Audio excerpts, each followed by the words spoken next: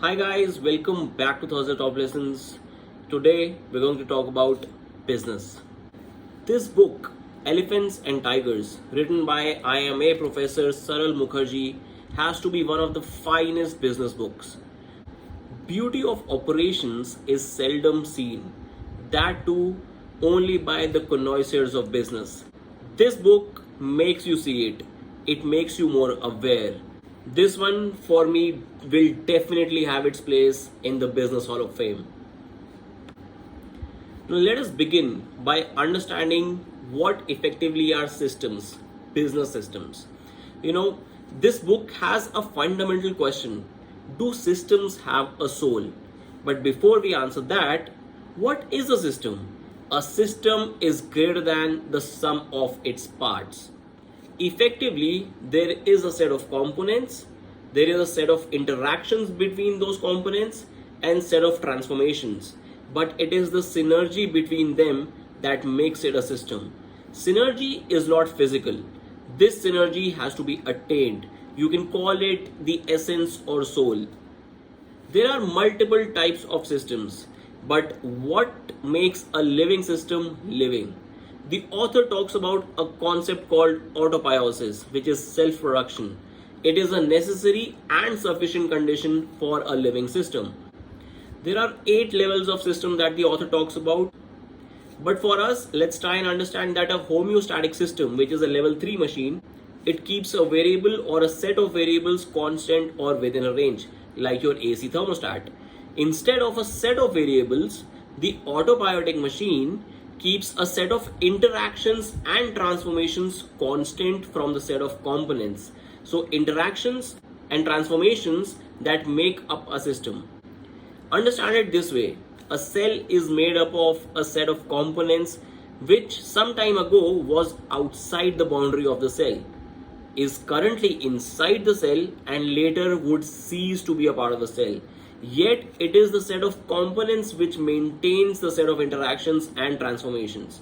An autobiotic system is thus relation static rather than component static. Now, the components do not matter as long as the set of interactions and transformations is kept unchanged. Now, these components I'm talking about are the human resources. Human being is level 7, which is a second order autobiotic system. Level 8 you can call is effectively social structures, which are families, clans, or corporations. But there also is a level 9, which is transcendental, which is possibly an integrative framework of a mix of levels. What is common up to level 8 is that their existence is contingent on the existence of specific constraints. Constraints are an important aspect of any system or business. We'll talk about that in detail in a little bit. Now let's just say autobiotic is living. The problem statement is whether organization is a living system or not. Does it have a soul? If human being is a component of an organization, it is easy to see that business does not create the human being. From this viewpoint, business orgs are non-living. But level 8 systems are autobiotic in the domain of communication. Communication is not just the act of speaking, it involves utterance and understanding. Communication gives rise to more communication. Similarly, decisions also lead to more decisions. It is, but it is controversial to say that communication and decisions rather than the communicator or decision makers. Author states that level 8 systems are autobiotic in the domain of roles. In this process, the employee is always in the process of fitting into new roles and relinquishing previous ones. So effectively, people are our biggest assets, comes with a caveat, as long as they perform their roles. So components, which is the human beings, do not matter in an autobiotic system, which is the business org, as long as the interactions and transformation roles are performed. It is an absolute wonder to look at the diverse species on the face of the earth and realize how they have been shaped by natural selection. Similarly, it is an absolute wonder to look at the diversity of business organizations and realize how they have been shaped by market forces. There are two things required for evolution as per the author. The first is mutation, and the second is deviation amplifying mutual causal processes. It may seem a bit heavy, but let me draw a parallel here with creativity and innovation. Creativity is the mutation, while innovation is akin to evolution of the species.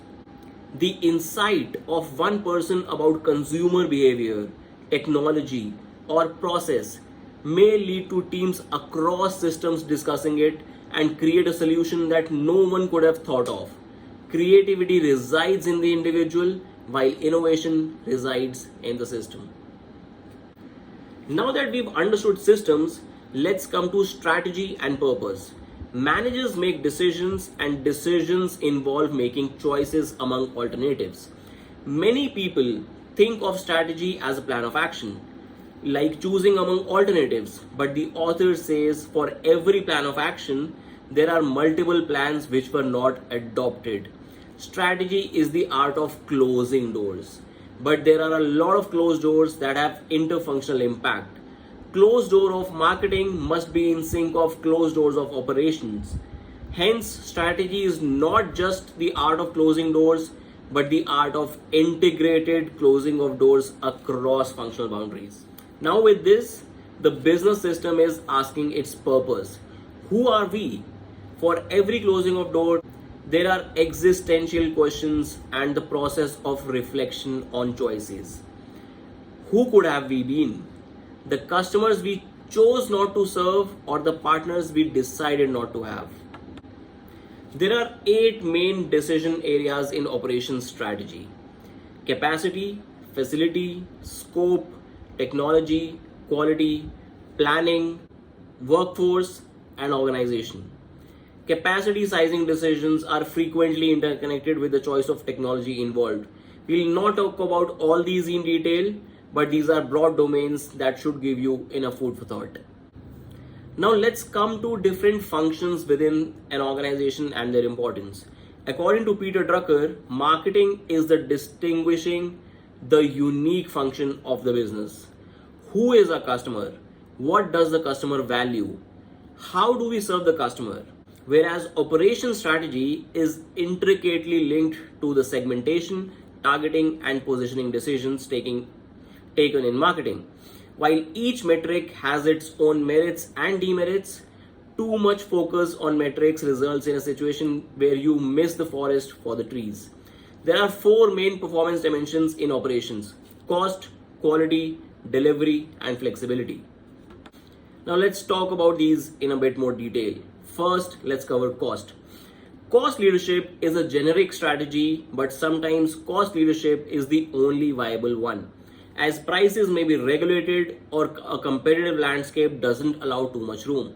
Sources of cost leadership are many, but there's a pattern. The pattern is the relationship between fixed costs and variable costs.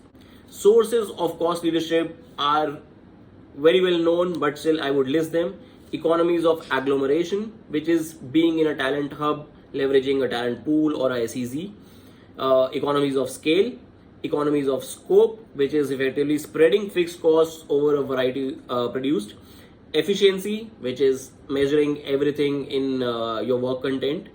Fifth is the network effects, the cost per transaction and the moat as people flock towards a stronger network. Coordination and collaboration, and market share. The fundamental principle of cost leadership is to invest and utilize to the fullest. Investment could be in capacity, technology, TQM, product promotion to gain market share, or building trust in supply chains. Need for investment is paramount if cost leadership is to be achieved. This may sound a bit counterintuitive, but it's absolutely true. If you have to achieve cost leadership, you have to invest first. Large capacity with low utilization is high on potential and low on delivery. A small capacity with high utilization is low on potential and high on delivery. But these situations are suboptimal. Ideal situation is when the firm has invested in a capacity that dwarfs competition and operates that capacity at near full utilization. We call such a firm an elephant. Finally, a term that is in the title of the book, right? So let's now talk about elephants. Elephants have an overriding focus on capacity utilization. The focus on utilization means strategic decisions are swayed by the option which results in better utilization of assets. For example, they are likely to choose a lag capacity strategy, which is the cost of lost sales is lesser than the cost of idle capacity. A level production strategy which minimizes hiring and firing to ensure the plant operates at a stable output. And elephants are located nearer to raw materials than the market. There are many elephants roaming around, but the culture of a brand elephant is different from the culture of a manufacturing elephant or a supply chain elephant. They are even willing to go for price wars to deter a new entrant. Now let's come to the second aspect of the metrics, time responsiveness. What is the cost of time? A stitch in time saves 9, but the high cost of the stitch made in time is real. It's very real. The cost of additional 9 switches is notional savings, hence disregarded by the wise auditor and accountants. At the same time, the focus should be on showing real revenue increase due to the added cost of the stitch rather than showing potential cost saving of the 9 to justify the added cost. The cost of time for a firm originates from the cost of time of the set of customer it serves. Let me repeat that. The cost of time for a firm originates from the cost of time of the set of customer it serves. The clue in designing operating systems is finding out who waits for whom. The fundamental insight is that the resource with a lower cost of time waits for the resource with a higher cost of time. For example, patients wait for the doctor in OPD, but in the same hospital, the doctor waits for the patients in an emergency ward. This brings us to cheetahs. The cheetah has poor night vision, poorer power to weight ratio than the tiger, it cannot climb trees, is not adept at swimming and cannot even roar. But they are the fastest land animal, achieving speeds of 110 to 120 kilometers per hour, and also has the fastest acceleration. The cheetah kill is over quite quickly. Either it wins or gives up. It cannot sustain sprints for longer bursts of time as the body temperature goes up. It is not built for a marathon but a 100-meter dash. So there is just a small window of opportunity to turn a customer into a revenue stream. These time windows can be many. Time window of customer availability, like souvenirs are sold right before hopping onto your bus. Willingness to wait for a product. Responsiveness needed is inversely proportional to the brand loyalty. Competitor presence. Time to sell souvenirs may also be right before competitors start offering discounts. Time window related promise by the business. Service like hot food delivery. High season spread over few months. Cold drinks. Discount season. Supply side constraints like shelf life or technological obsolescence.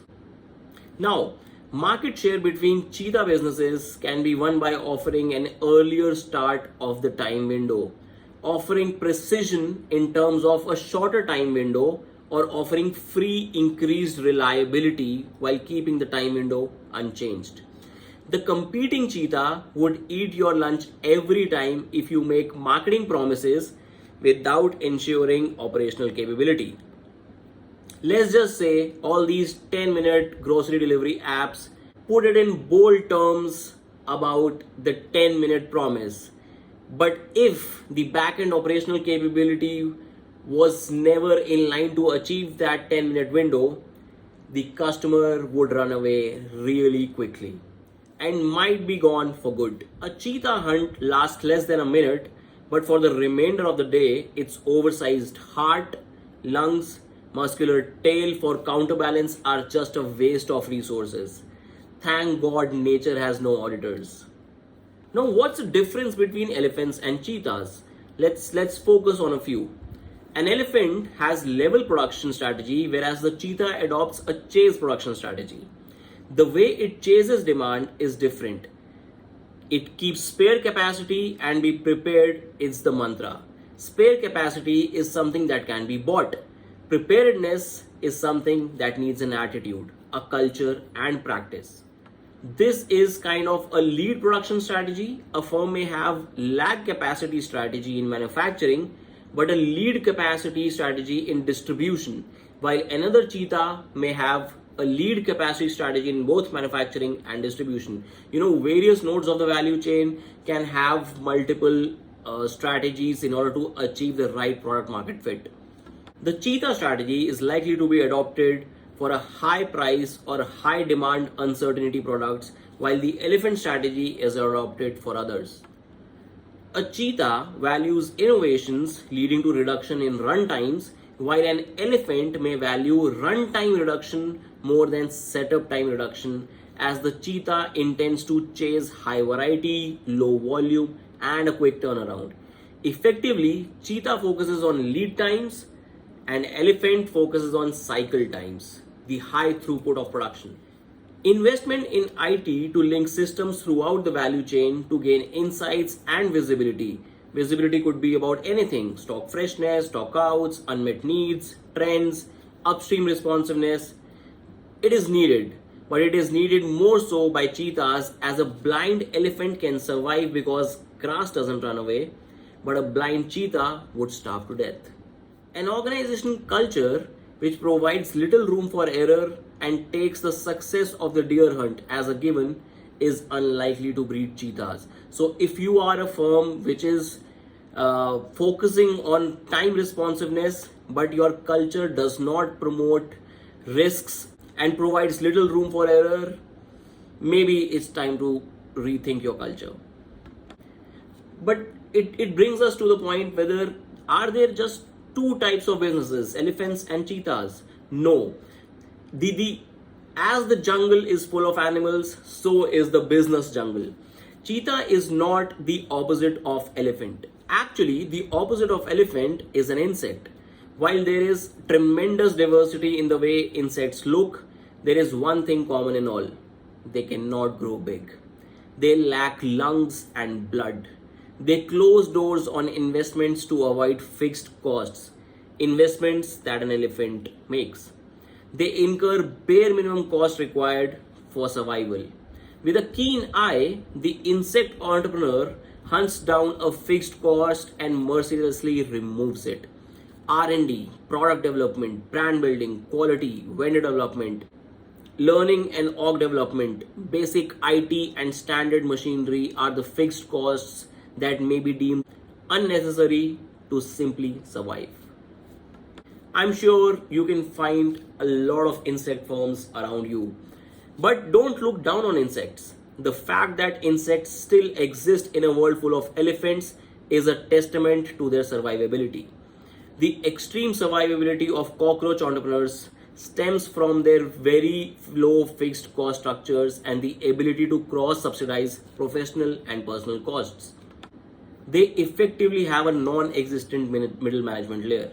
Due to low cost pressures, they may be the first set of businesses to spring back to life after a natural calamity or economic downturn, whereas some elephants may have to shut shop, as we've all seen quite some businesses during COVID.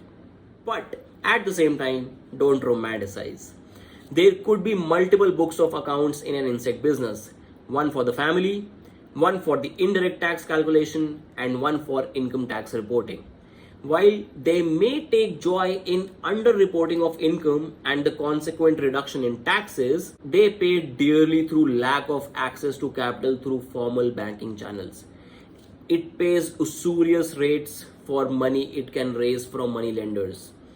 Cost cutting and operating in the dark also leads to cutting corners.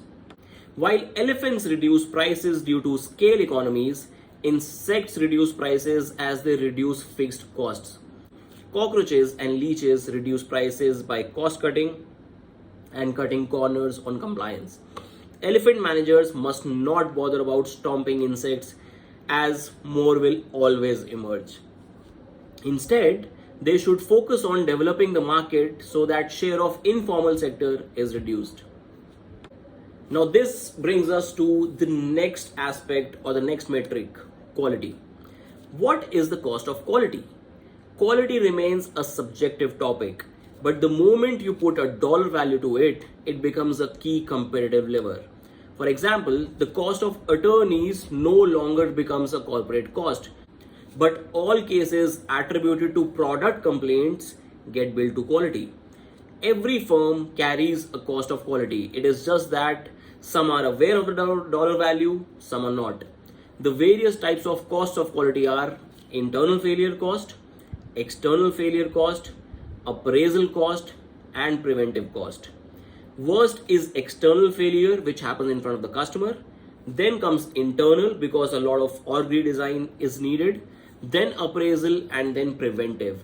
That is precisely why you would see large companies investing heavily into preventive maintenance and prevention of product failure. The mix of these costs attributed to each aspect can also tell you a lot about the company in case you're willing to analyze for your investment purposes. Quality comes with investment, but in the diminishing returns of investment, do you stop at the optimal conformity level or do you move to higher cost for lesser improvements in quality? Elephants that trade off on least cost may stop at the optimal point, but few elephants pursue this journey further to provide high quality and high cost. Would the customer pay this premium when these products are just good enough? When there are just good enough products available from elephants at lower costs?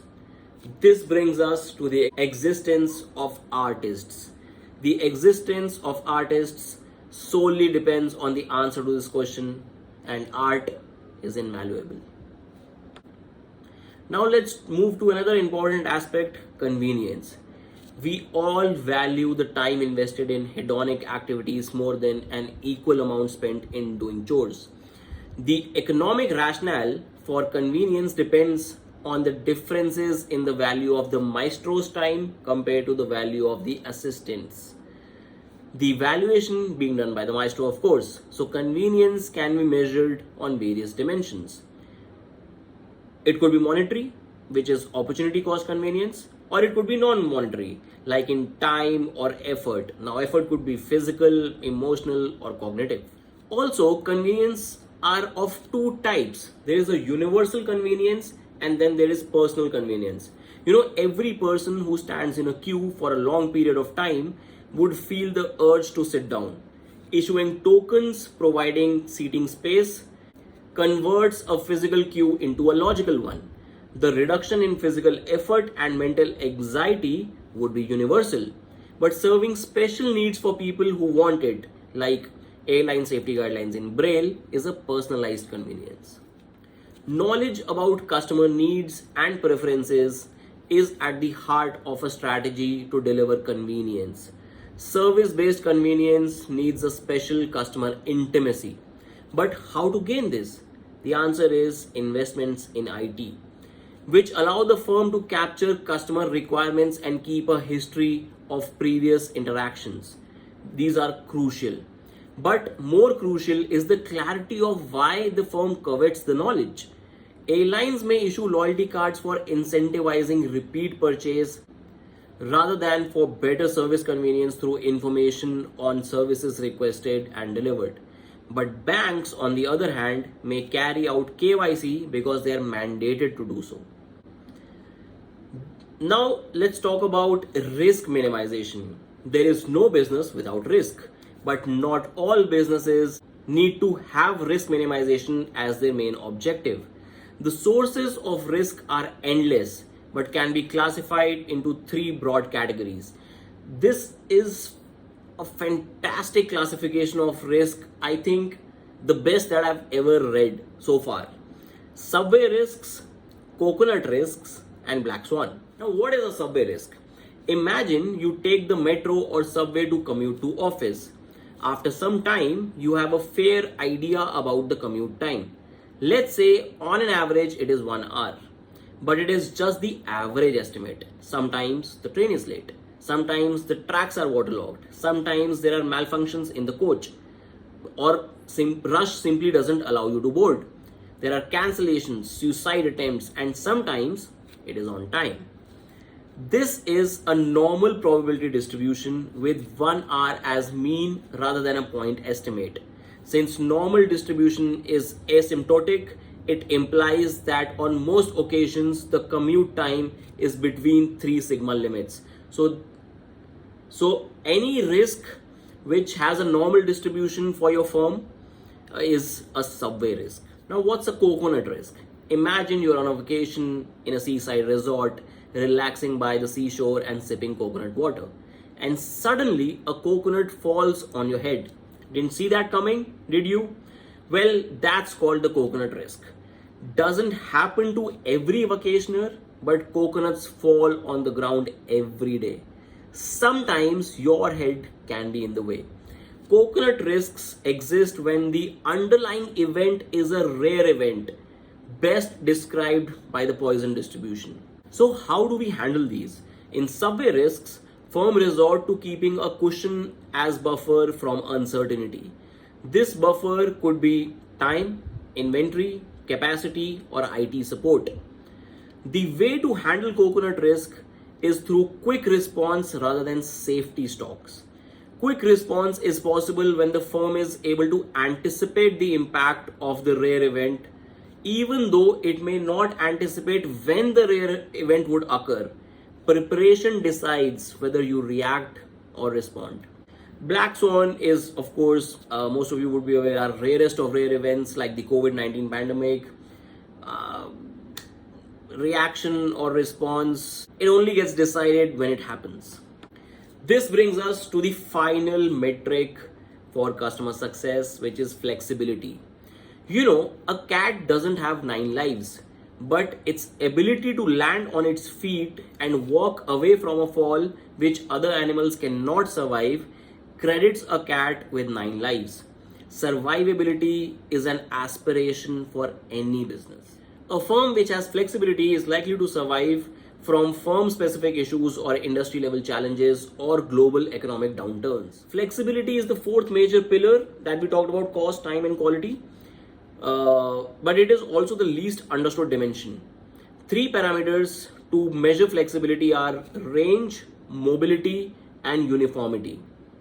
So with all these aspects or pillars discussed, we need to reach an optimum level of functioning. The business may be categorized as an elephant or a cheetah or an insect, but where does the sweet spot lie? Is there a trade-off actually between these metrics, or is there a convergence? You know, can a firm be both an elephant and a cheetah? How can there be high capacity utilization and spare capacity at the same time?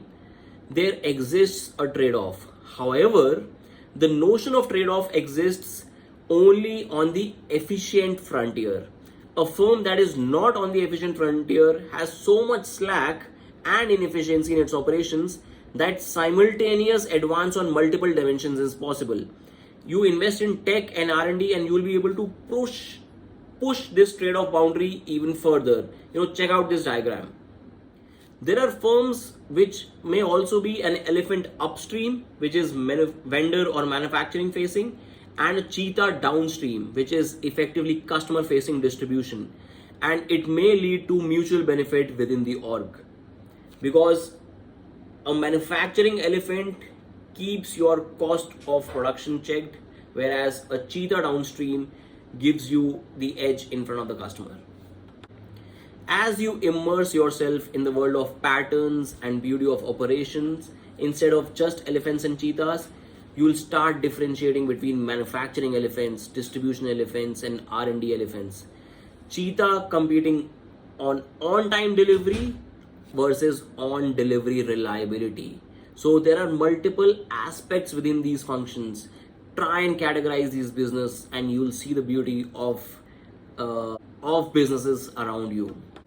Now to close, is this the soul of the business or a system that we talked about permanent, or does it change? If elephant changes into a cheetah, does it have the soul of an elephant or a cheetah or both or neither? Patterns are ever changing. The customer demand is ever changing. The pattern of existence we become conscious of and call an elephant is a set of interrelated strategic choices which give rise to a distinct synergy and culture. So guys, thank you so much for watching. Hope you liked this video. Do let me know how you categorize your business in the jungle of firms that we talked about in the comment section below. Please do subscribe to the channel if you haven't so far.